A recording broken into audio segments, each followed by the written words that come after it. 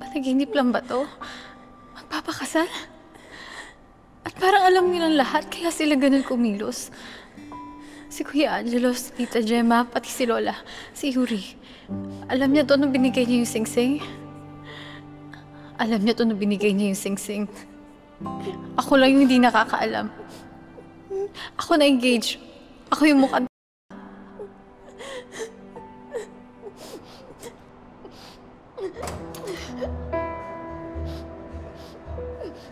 Jay? Iwanan mo muna ako, Kuya, please. Noon ko pa sana gusto ipaliwanag sa ito. Pero hindi ako makakuha ng pagkakataon. I'm sorry that we had to do this to you. But we had no choice. May choice ka sabihin sa akin. Bakit di mo sinabi sa akin? Bakit dito ko pa nalaman? We really didn't know how to say this. And we trust that you have a good relationship with Yuri. Binigyan ka na nga niya ng sing-sing. So we assumed. Assume? Jay, bumabagsak na yung kumpanya. Pero bakit ako? Oo, may utang na loob ako sa inyo, pero hindi ibig sabihin na kontrolado niyo na lahat sa akin, na kayo yung magdedesisyon para sa akin.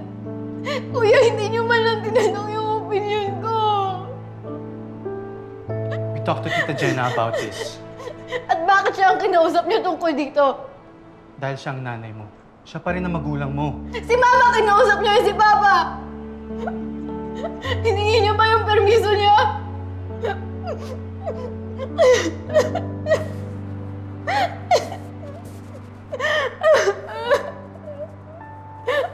Kuya,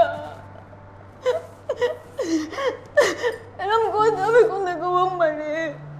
Ang dami kong nagawang gulo. Pero ginagawa ko naman yung lahat para maging maayos na yung lahat eh. Kuya, kasal yung pinag-uusapan dito at buhay ko to. There's no one else we can hold on to, Jay. Ikaw na lang. When Mr. Hanamichi asked for your hand for Yuri, I initially said no. Pero ang sabi niya, he doesn't want anything else. And besides, you have a good relationship with Yuri, right? Kuya, pero hindi kami. Pero magiging maayos yung buhay mo. This is not just about the company. It's also about you. A beautiful life awaits you with the Hanamichis. You can just develop your relationship with Yuri. I know you can. Kuya, ayoko pang magpakasal. Ang bata ko pa, gusto ko pang mag-aral, gusto kong magtrabaho. Gusto kong makuha yung mga bagay na gusto ko na pinagtatrabahuhan ko. You don't have to get married right away. You still have a lot of time to grow together.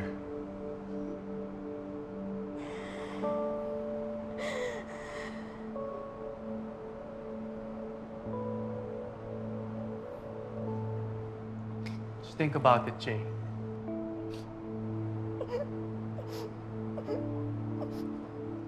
For us.